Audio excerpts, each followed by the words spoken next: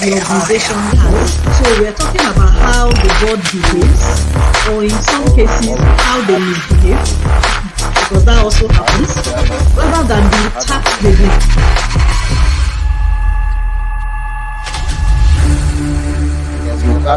Very rare your names that I know. I tell you, I've secured the name and the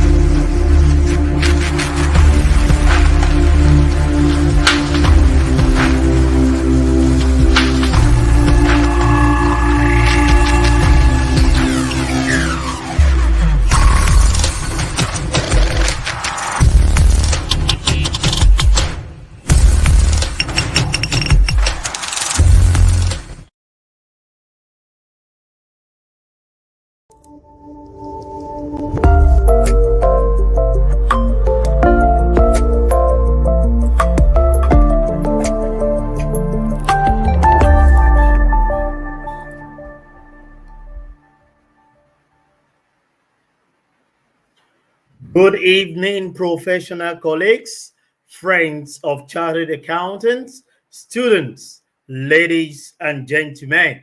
We want to welcome you to this special edition of ICAN on Air, powered by the Institute of Chartered Accountants of Nigeria, this day, Tuesday, 14th June 2022. We want to believe that the last 9 months has been very educative, very insightful, and you have gained one or two things that has actually improved your knowledge base. And today we are having a very special package for all our viewers, and we are happy to tell you that based on popular demand, we will be bringing a repeat of the financial modeling, what chartered accountant needs to know. You and I understand the importance of financial modeling and what IT, information technology, has brought as disruption into our accounting profession. And financial modeling seems to be the next way to go. So, on this special edition, we will be listening to David Brown to give us more insight into financial modeling, what chartered accountant needs to know. I want to believe that majority of us that missed this edition, we are all prepared to have a very wonderful time as we listen to him give us the wonderful presentation. I will be your anchor for today.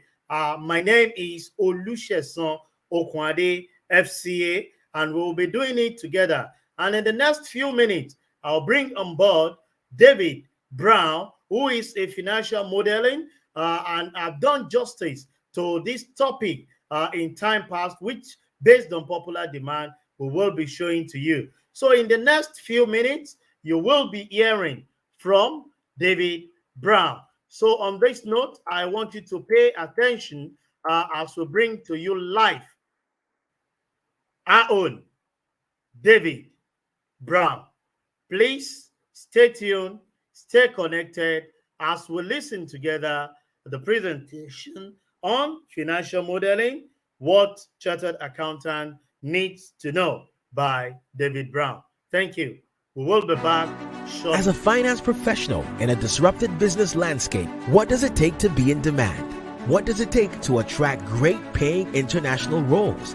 If you're an ICAN member, it'll just take one exam. That's all it takes to complete the globally recognized CIMA professional qualification and the internationally respected CGMA designation.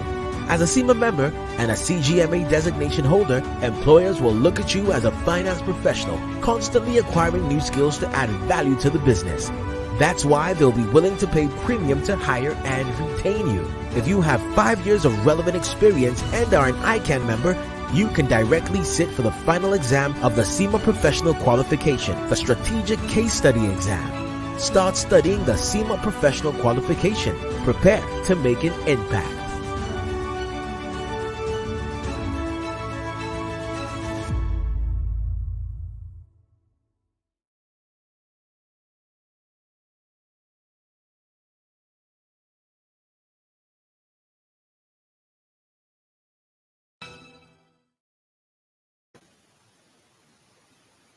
David Brown, my esteemed professional colleague and one that has garnered so many accolades home and abroad, I bid you welcome to ICAN on Air.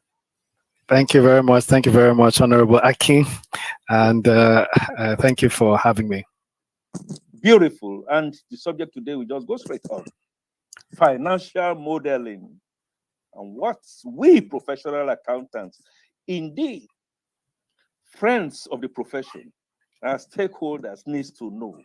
And so to put a frame around what this subject is going to be like, you are a financial modeler and you are an accountant. May I ask you, David, how long have you been an accountant? And when really did you start building models? So thanks for that question. Thanks a lot. How long have I been an accountant? Well, it depends on how you define accountant, right? So I studied accounting at Bayer University. I finished from there in 1999. But technically, am I an accountant after finishing BSc accounting? So if you agree that I'm an accountant, then I became an accountant in 1999. But if I had to have done ICAN, well, I think I finished ICAN 20 years ago. I'm not very sure, but I think it's like about 20 years ago. So depending on which one you choose, maybe let's say 20 years, give and take. Super. Either we take it at the debit side or the credit side. The important thing is that it balances. And you are a professional accountant. And therefore, when you start modeling, how will you define modeling? When did you start? When did I start modeling? Okay, so I think, well, I know in hindsight now, right? So before I would have said, oh, I started at so time.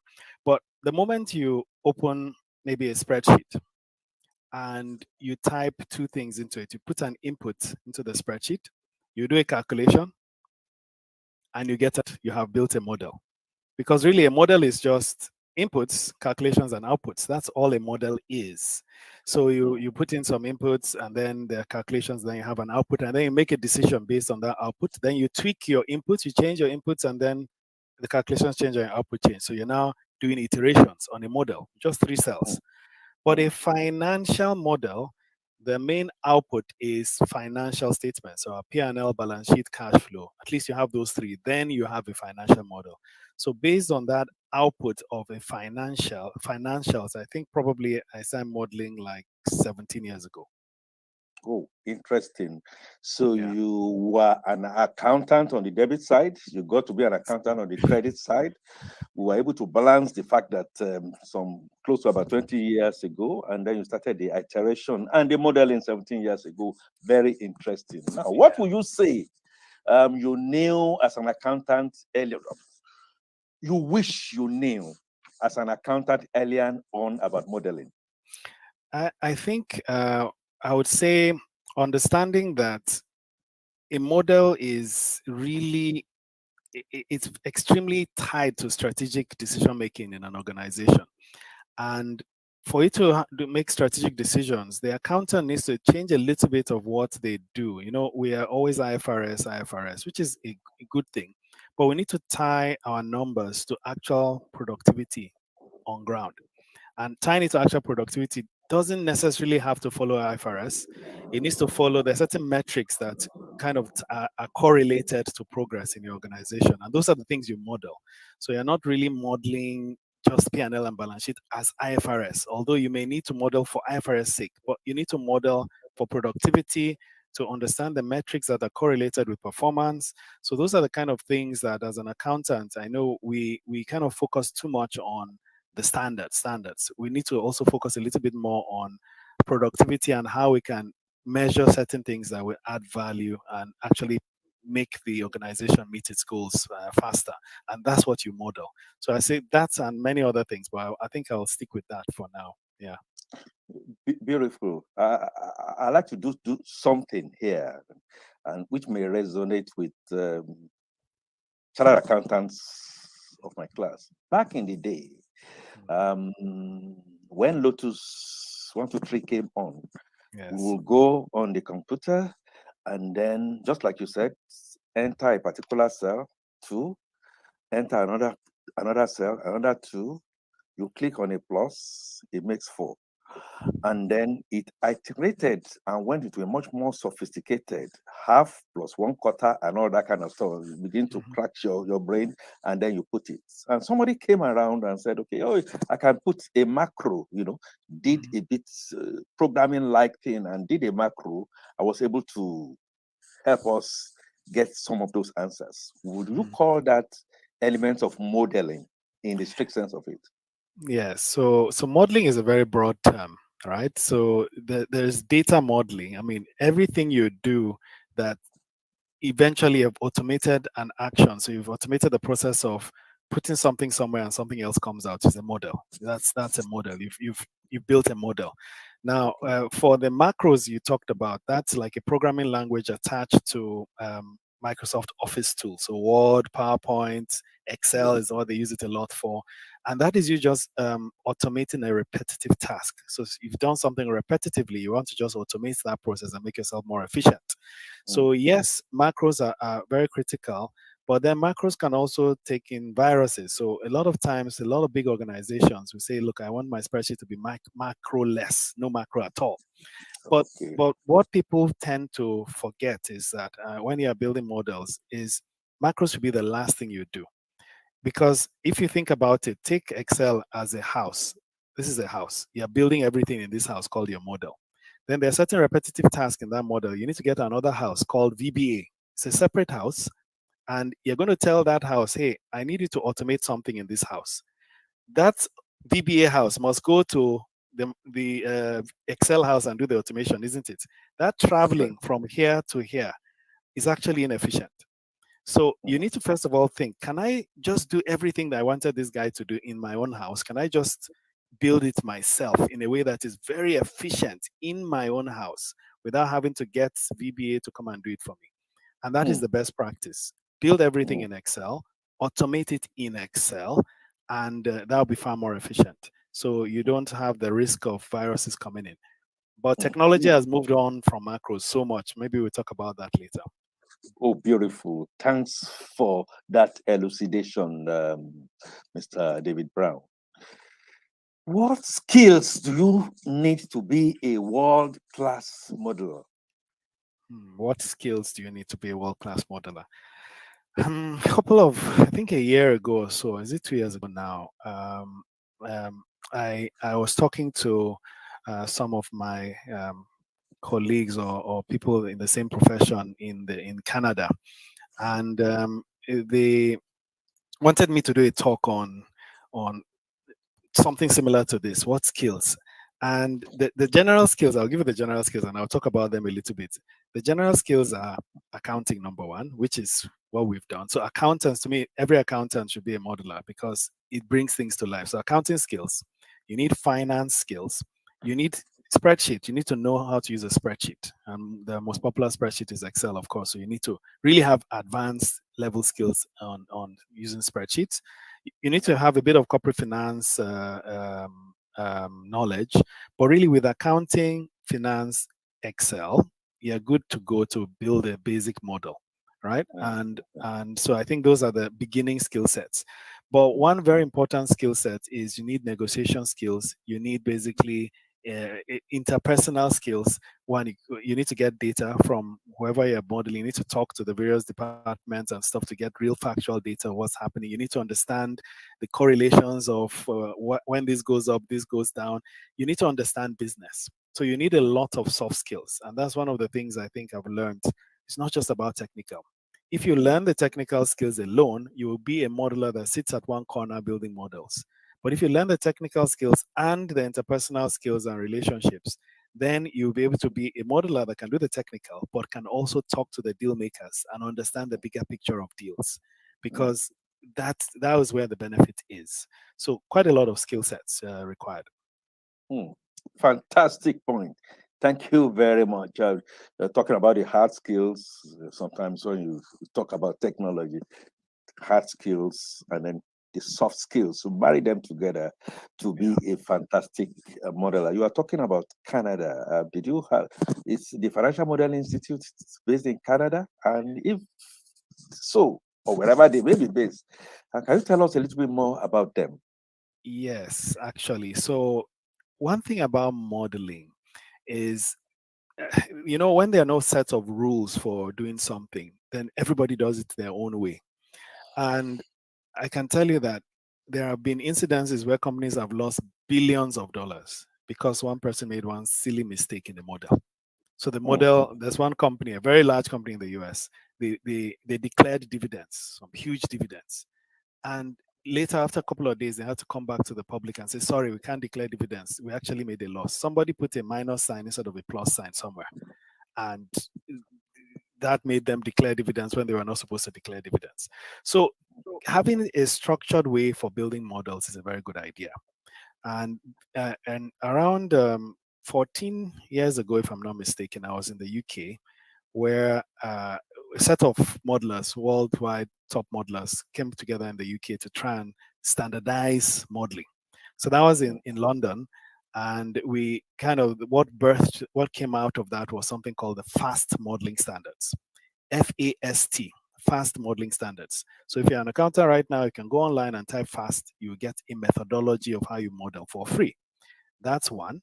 But the fast modeling standards, like everybody, we all didn't agree as to what's best practice. There's some things I don't like about the standard as well. But at least that was a start. About 4 years ago, if I'm not mistaken, another set of modelers came together, and this time around they wanted to set up an institution, a proper institution, a certification body for financial modeling. And that was based in Canada, and it's called the Financial Modeling Institute. That to me is the number one institute for any accountant watching this right now. Go to the Financial Modeling Institute's website, and there are 3 exams. There is the Advanced Financial Modeler Certification, which is level 1, Chartered Financial Modeler Certification, which is level 2, and Master Financial Modeler Certification, which is level 3. But this is unlike other professional bodies because you don't need to do all 3, because modeling is such a huge thing that everybody needs different pieces. Not everybody needs everything. But Advanced Financial Modeler is the first level. And listen to that. That's Advanced Financial Modeler, not basic, because there's no such thing as basic financial modeler. You cannot be a basic financial modeler. You must start from advanced. You need to know accounting to a good level. You need to know finance. You need to know Excel. So you're already in advanced skill set before you start building models. So level 1 is advanced financial modeler. And frankly, that's enough for most organizations or most people that work in organizations. If you're a high-level consultant, you're doing a lot of business plans, you're advising, you're doing project finance related deals, then you may need level 2, maybe chartered financial modeler. But level 3, you can forget about that. It's for maybe crazy people like me that have been doing models for 20 years or so. Or people like Elon Musk and people taking people to space and people preventing. Well, we have accountants who prevent planes from coming down through making sure that the models and the processes are foolproof. Yes. I like that. Thank you very much, Mr. David Brown.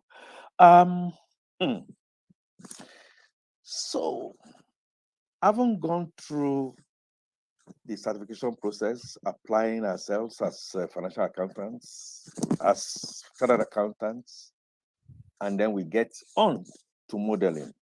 What career opportunities are open to accountants who become financial modeler? So, excellent question. Thank you for that question. Career opportunities. Let me start from you not even needing a job. Let me start from there. So I think while in university, we forget that we are in a very special place where there's a lot of time. You think you don't have time, you have time. So when you start work, you know you don't have time. So getting the skill set while you're in university is very critical. And right from there, you could get 1 or 2 certifications that you could start building models freelance for people right from university. You pay your university bills. It will pay your bills straight away, I can assure you. You build a very simple model, minimum probably you'll be $500,000 naira. So that pays your monthly salary, and you can do that in the weekend. So career-wise, you can start building models ad hoc for deals and people. and start earning money from there. But then, because of your modeling skill set, nearly the entire financial industry is open to you, because everybody needs modelers. There's no finance in the no finance role that does not require modeling skills.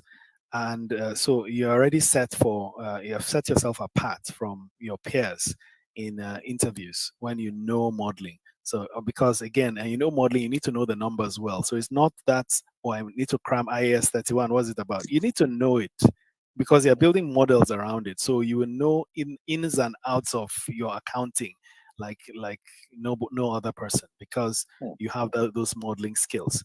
So I think it will polish you as an accountant, to polish you as a finance person, and then it will polish you as a business person, as an understanding what makes business tick, what is the driver of a business. Because to build a model, you need to understand drivers. So what drives the business? How can you say profitability will go up by 22%? What happens when it rains? Tomorrow, let's assume rainfall was increased by, you had more than abnormal levels of rainfall next year. How does that affect your business? As a modeler, you should be able to answer that. Okay, rainfall, statistically based on the data, there's a correlation between drop in revenue by, or maybe there's a regression. The regression rate is what, 70%. So you will know the numbers in a deeper sense, and you're super valuable. I don't know which career you can't do. Really, I don't. Fantastic point. And Mr. David Brown, the next question I'm going to pose to you, I will say it a bit slowly. I'll say it a bit slowly because here in our audience watching, of course, are people who have been chartered accountants for ages long before the computers, and they are still seeking for knowledge. And then at the other end of the gamut will be young aspiring students wishing to come into the field. And usually when techies, please permit me to use the word, techies like you come on and talk, and it's free flowing. Impression normally, oh, it's a piece of cake. Yeah. Just a matter of pressing a button, burn the midnight oil, and then goes off. And so is the reason why I'm going to ask you this slowly, and please take your time to explain it. I'm already scared. So since I'm already modeling now, I can tell you nothing to scare about. Get it? What will you say is the most difficult thing to grasp about financial modeling? What would I say is the most difficult thing to grasp about financial modeling? Okay, so, well, as you said, it's a kind of a loaded question.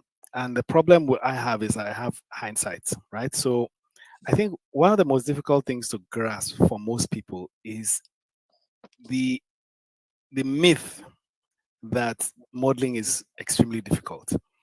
When people hear financial modeling, they just like, oh no, that's too much, it's difficult. So grasping the fact that it is not difficult, and there is a proper process for actually learning how to build models and best practices around it. So that first thing is a bit difficult to grasp, that it's not complex. No, it's not complex. But then another difficult thing to grasp is that, yes, it can get complex if you fail, if you fall, if you don't follow certain rules, it becomes super, super complex. And simplicity is the best way to handle that complexity. That's another thing to grasp. Simplicity is the best way to handle the complexity. And for me, in the last, it's actually more than 17 years, I think. I started modeling before I was an accountant, actually. So I kind of wrote down my 6 principles of thinking like a financial modeler, because one of the things difficult things to also grasp is you jump into Excel, you get the financials and you just jump in and start doing stuff. That is not the way to go. You need to step back and have a big picture view of the business. And I think that's also a difficult thing to grasp. Have a big picture view of the business. There's some models that I've built, right, that I spent 3 weeks understanding the business, even a month, understanding every single thing about the business without going to Excel to build anything, asking questions, doing interviews, understanding the business. So I think that's a difficult thing for a lot of people to grasp. They're ready to jump into Excel. That's wrong. So I think having a big picture view, understanding that the soft skills are necessary for you to now use the hard skills to build a model. Yeah. Fantastic point. So let me drag you. You see, by way of football, and you got this guy that has dribbled you round and round. Instead of shooting to score, and you say, "Oh my God," he comes back, dribbles you again, and then show you that yes, you are working with the masters. You mentioned earlier about the institute where we can go to the website. You could do first level exams, second level exams. So we go for the first level exams. You try your hands. You are focused, and you are not able to pass the exams. You can't go to the second level naturally without passing the first. Yes. And then you try again, just like ICAN professional exams. You fail again, and then atrophy sets in, ennui sets in. You begin to wonder, should I continue or should I quit? What advice will you want to give to people who find themselves in that kind of quagmire? Will you want mentorship? Are there places you would like to refer them to learn? Can they come by way of group to learn, just like we do in study groups and all that kind of stuff? What would be your advice? I think it's important to learn best practices as early as possible. I've been saying I've been modeling for, let's say, 20 years, but frankly speaking, I probably started proper modeling maybe 13 years ago, because my first 7 years was just doing my own. It's not efficient. So it's important you learn the ropes, learn best practices. And I think now that there's an institute, Financial Modeling Institute, go there. There's some free resources there. Go download go and just go through all their website and download as many free resources as possible. Then for us, for me, I've been training for the last more than 20 years, and a lot of what I train is really modeling related. So if you go to a YouTube channel, if you go and type D Brown Consulting, for example, you see at least 150 videos for free. And you can learn, there's quite a lot of them that are modeling. There's one credit finance modeling. There's some very interesting modeling topics that we've covered on our channel. You could check those out as well. So if you fail, failure, to me, you ask yourself, what have you benefited from that? You get a result and you see the things that you didn't do well and the things that you did well. So it's a report card to go and polish those things that you didn't really do that well. And I don't think it's much about the certification. It's more about the interest and the skill. You're already an accountant. Everybody here is an accountant. That's the most critical of the skills you need to learn. You have it already. So the confidence now is probably, okay, learn spreadsheet skills. And what I'll do is I'll share a free Excel training that I've developed we've trained already 20,000 people on it. I'll probably share the link. Go and do that Excel training to kind of get yourself comfortable for free there. And then you're already an accountant. You should jump into it and build a model. We have boot camps that we are planning as well. So I'll be sharing all this with ICAN. Of course, we also do a good course. So do a good course as well. For the last 16 years or so, we have a flagship course on financial modeling. I think it's probably the most popular modeling course in Nigeria right now. It's the Advanced Financial Modeler Certificate course.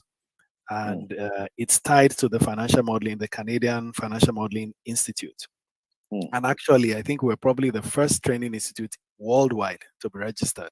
as a training organization for financial modeling institutes. We're probably the first worldwide, because I saw our name, I didn't see anybody else's until many people came. So we've tied that to the certification. So if you do that, you'll be able to get certified.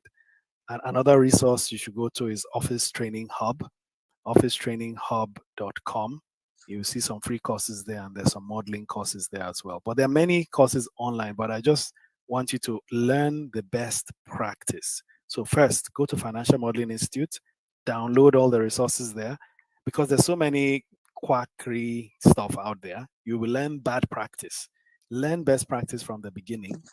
And maybe I'll give you some 8 principles I have before the end, maybe how to what I've distilled everything about modeling into 6 core principles. So maybe with those principles too, you'll be able to do the right thing and learn in the right way. Yeah. Thank you very much. There are certain things to set just now. I'm sure our friends who are not accountants who are watching, I got a call from quite a number of them. There are lawyers, there are engineers. Of course, there are hardcore practitioners in public space who, Yes. perhaps like me, are hearing what we are saying, being the very first worldwide Nigerian, a chartered accountant. These are some of the flagships that we should be flying. I'm so very happy and so very proud that you are making all those waves. One. Secondly, you also said many of these things that are free for people to go check. Take that first step. We're going to get all those links. We're going to share it widely with the institute. And students who have always bucked me, we want to learn, we want to learn, we want to learn. They have a place to be able to learn. Courtesy, ICAN on Air. If you are just joining in, this is our ICAN on Air program. Today, I've been fielding questions to Mr. David Brown. Mr. David Brown, from the way you look at him, free knowledge, one of the things that the Institute of Chartered Accountants of Nigeria is trading in, really the reason why ICAN on Air is on. And we'll be looking at financial modeling, what professional accountants need to know, what you students wishing to come into the profession need to know. If you have questions, please field these questions to us, and Mr. Brown will be willing and ready to answer them. I have one here, Mr. Brown. What is the relevance of what is the relevance of financial modeling to the public sector, from Mr. Ogunshola? Good. Hi, Mr. Ogunshola. Thanks for the question. Question is, what is public sector doing? What plans do public sector have? Do they have any plans at all for the future? Are there any plans they have for ensuring that public goods, the public gets public goods at the right kind of level of service that is required? So public sector have KPIs as well. They have targets. They have things that they need to ensure that they give the public. Right? So financial modeling doesn't mean money. It's not like profit, but the public sector needs to make an excess return, revenue over expenditure, or else they will go under. They don't call it profit, but it's still profit. Yeah, we know that as accountants. So regardless, anybody that works with money in any way needs a model. So since public sector works with money, they definitely need to be able to plan effectively and strategize and forecast. So you definitely need a model. When you're doing budgeting is modeling. It's just they're modeling for 1 year. But the MTEP, for example, the medium-term expenditure framework is 3 years. So they do a 3-year plan. That's a model. So as long as you have inputs, calculations, and outputs, and your outputs are financials, you have a model. And definitely the public sector needs that. Beautiful. Thanks for the elucidation. And I know you mentioned, I think I'll be doing justice to a lot of people. You talked about some principles that you're going to share with us, and perhaps that will help to satisfy the question I was going to pose to you about resources that you can recommend for accountants seeking financial modeling expertise. You already talked about them. So can we have this your personal 6 or 8 principles that you would like to recommend for us? Okay, so I did a talk at the Financial Modeling Institute 2 years ago, and I was thinking, what kind of talk should I do? And then I tried to distill then it was, I think, 18 years of experience in modeling, and try and distill it to some principles I've learned about what modelers should know. And then I broke it down into, like, there's a thought process that goes into being a very good modeler. You need to basically think like a financial modeler. And what does it mean to think like a financial modeler? I broke it down into 6 principles. So the first principle is thinking like an architect. That's principle 1. You think like an architect. And what does that mean? When an architect is trying to do his project, right? He's drawing and he's kind of analyzing everything. The weather, the this, the that, is how this beautiful thing he wants to do, will it fall or not fall? Every single thing he's thinking about is the way an architect thinks, which is at the end of the day, whatever I'm giving the engineer to now build. And the architect has to really think of everything, and the things that are not thought about, he needs to think. So same thing for modeling. You really need to think like an architect, understand the end before the beginning before the end, as in understand everything about it, and know in a deep sense what drives this business to profitability. You do a lot of research before you even build a model. So building the model, to me, is the engineering bit. You need to think like an architect first. So that's principle 1. Principle 2 is keep it simple. Principle 2 is keep it simple. There are situations where you need to do a certain calculation. You can write one very nice complex formula, and sometimes we get very proud of our complicated formulas. That's a completely wrong way to go.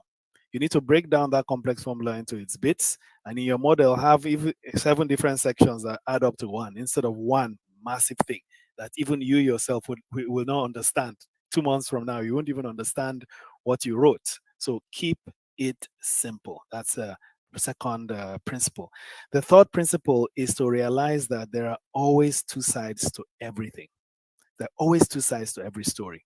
So when, as accountants, we know that net assets is what's net assets, but there are 2 sides to net assets, right? You can come from the asset side to calculate net assets. You can come from the liability side to calculate net assets. So there are 2 sides. There's always 2 sides to every story. Understand both sides. So when you see one side, ask yourself, what's the other side of this story?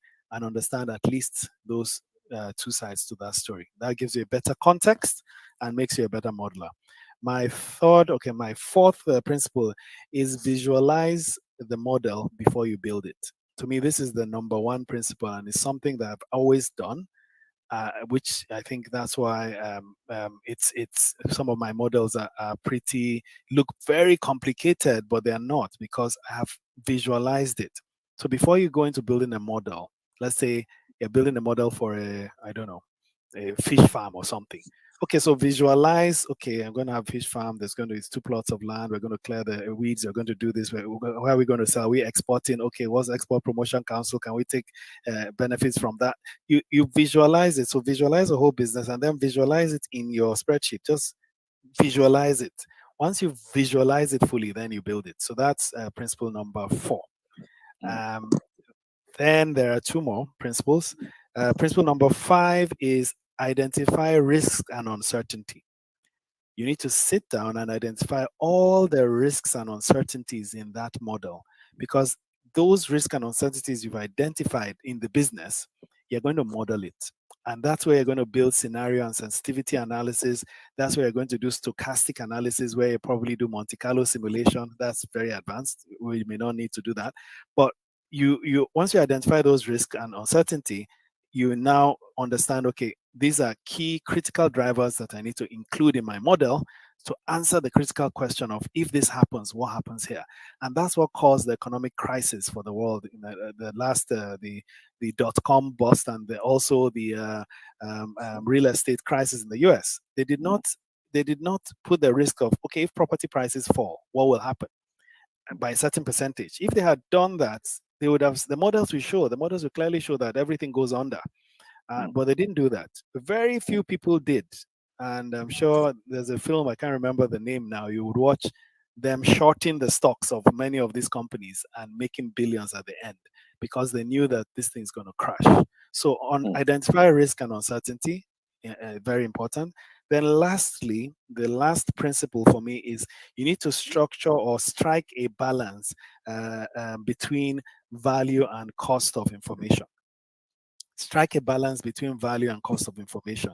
Somebody like me that likes to be a perfectionist is not good for business. You're going to build a model. You say, no, I must get, how much does the teacher earn? Is it 50,000 naira or 52,000 naira? That 2,000 naira is what you're trying to find out. That's very inefficient.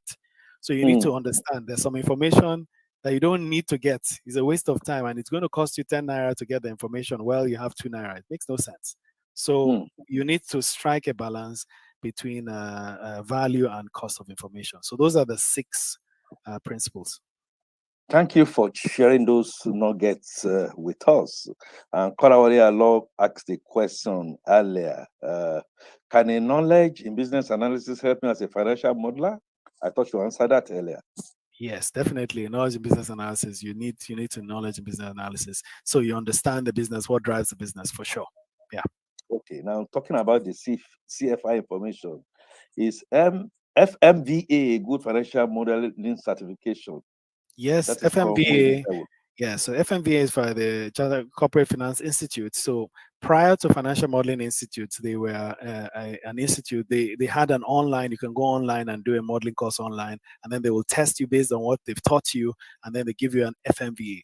They are very, very popular, and it's an excellent certificate to have. The only issue I have with that certificate is that the person training you is the person testing you. That typically is not how it works. So ICAN cannot come and train me as an accountant and then now test me on what he has trained. ICAN training me would want me to pass, obviously. So, but there should be a separation between the institute and the training bodies. So whoever the training bodies are, or the people that universities or whatever that train you, there should be a separation. It can't be in the same entity. But again, as you said, modeling was just coming up, and they're doing pretty well. So the training itself, for sure, you gain a lot from it.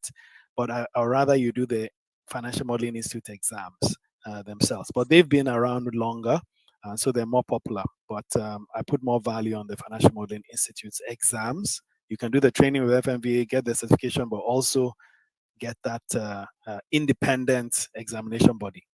Super. And Mr. Tairu is asking if you can recommend any software for bank reconciliation, preferably a web-based apps. The most popular video we have on our YouTube channel is bank reconciliation. Really, super. You can build a software yourself. Let me just challenge you, Hakim. Because again, as I said, the second principle is keep it simple. So you need to build a model for reconciliation. And this is how your model is. Number 1, identify what is unique. Yeah, reconciling cash flow, maybe some management data against the bank data or something like that. At the end of the day, there must be something uniquely identifying a transaction for each of something uniquely identifying transaction here and transaction here. Maybe deposit slip number, whatever. Identify that unique identifier. And your bank statement, you can download it with that unique identifier. Once you've identified it, there are only 4 possible things that can happen. And you can program those 4. Download the data from the bank, download the data from your corporate, right? And with a field in your spreadsheet having that unique ID.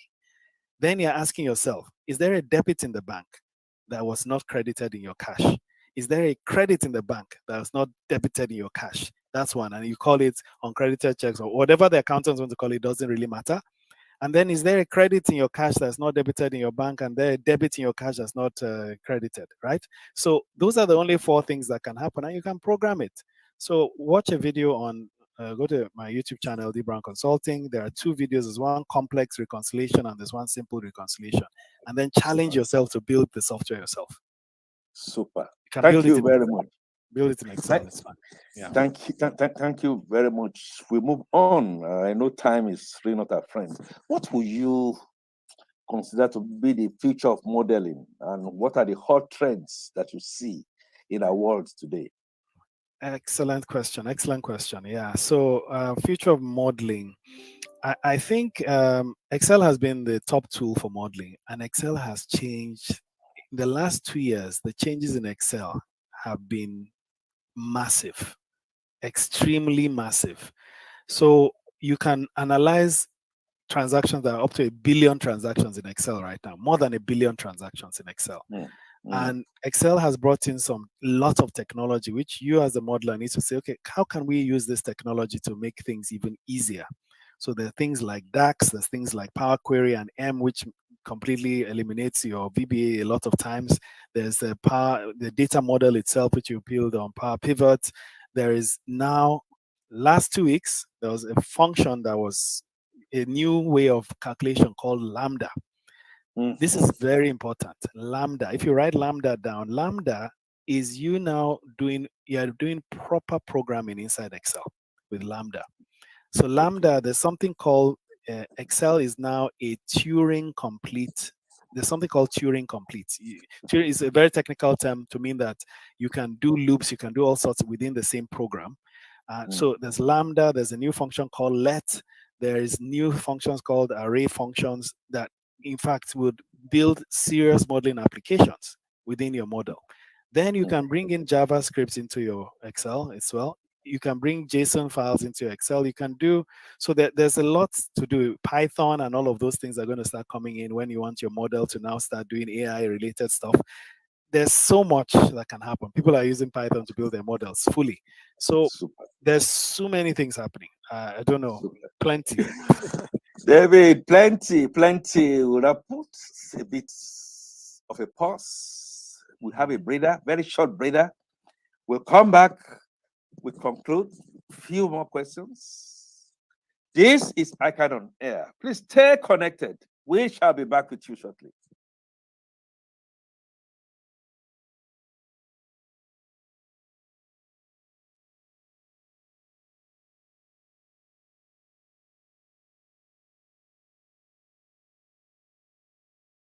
Over 360 million people. The West African sub-region represents a huge but unexplored market that needs to be leveraged.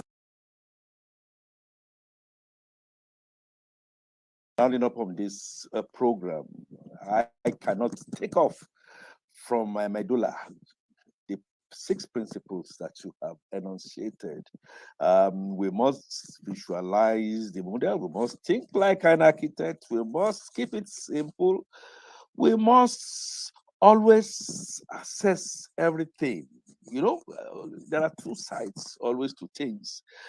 We must always make sure we identify the risks, look at it, go stochastic if need be, and then we must strike a balance between costs and information. Thank you very much. And I like to,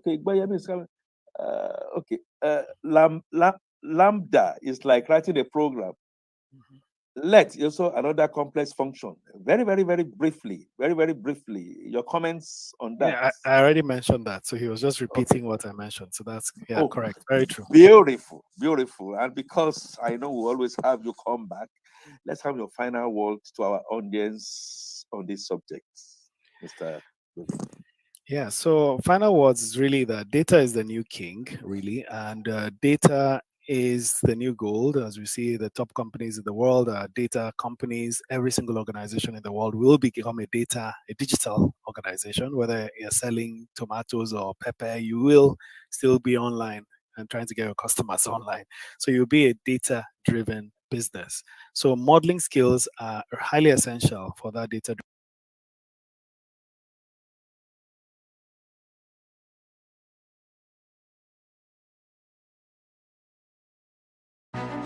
As a finance professional in a disrupted business landscape, what does it take to be in demand? What does it take to attract great paying international roles? If you're an ICAN member, it'll just take one exam. That's all it takes to complete the globally recognized CIMA professional qualification and the internationally respected CGMA designation. As a CIMA member and a CGMA designation holder, employers will look at you as a finance professional, constantly acquiring new skills to add value to the business. That's why they'll be willing to pay premium to hire and retain you. If you have 5 years of relevant experience and are an ICAN member, you can directly sit for the final exam of the SEMA Professional Qualification, the Strategic Case Study Exam. Start studying the SEMA Professional Qualification. Prepare to make an impact.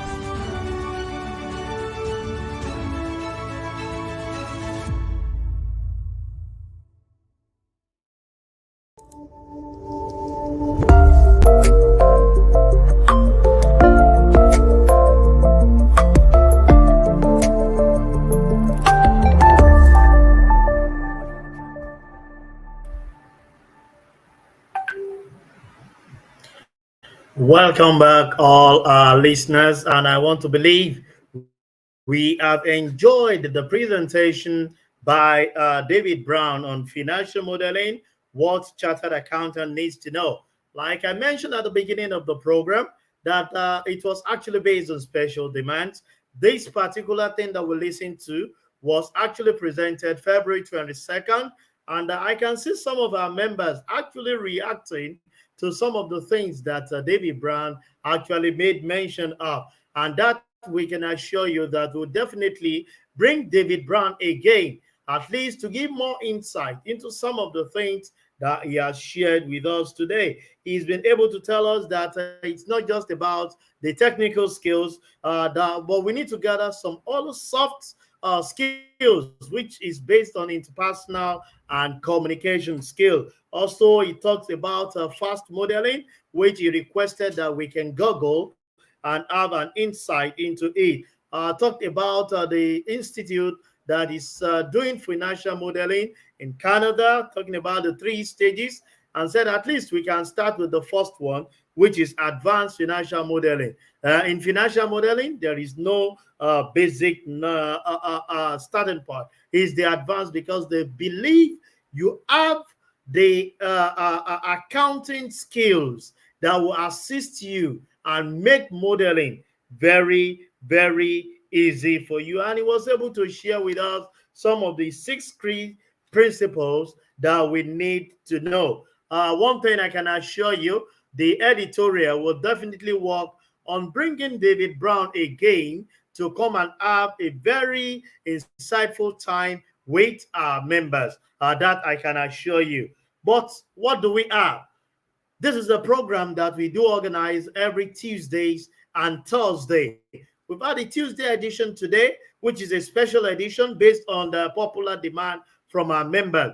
Come next week, Thursday, what do we have for you? We will be gathering to be discussing the Russian-Ukraine crisis and its effect on African country, Nigeria in particular. It's not about accounting. It's not about a profession alone. We need to have an insight into some of the happenings in the world as they affect us as a nation, as they affect us as a professional body. And that's why we've been able to put this topic together. Come Thursday on the 16th June 2022. And who will be talking to us on this special topic is no other person than one of us, a comrade for the matter, Comrade Bala Zaka, FCA. He is a chartered accountant, a petroleum engineer, a tax professional, a seasoned public affairs analyst, a petroleum transport expert. He will be doing justice to the topic on the Russian-Ukraine crisis and its effects on African country. I'm sure you want to have more insight in what is going on and how it's impacting on African nations and Nigeria in particular. Before we bring the program to a close today, let me quickly remind us that the 52nd Annual Accountant Conference is scheduled to hold in the month of October, between the date of 10th and 15th in the month of October. We want you to start preparing yourself. More information will definitely be communicated to us on the topic. But you always know that International Conference Center will always host us for the 52nd Annual Accountant Conference. On this note, we have come to the end of the program for today. And I promise you, come Thursday, the 16th of June, We will be doing justice to the Russian-Ukraine crisis and its effect on African country, Nigeria in particular. And to do justice to that, like I mentioned earlier, is no other person than Comrade Bala Zaka, FCA. Let me state here with you that your week is not complete without having a session with us on ICAN on Air. I remain Olusegun Okunade, FCA, your co-anchor on this program. See you same time on Thursday by the special grace of God. Thank you and bye for now.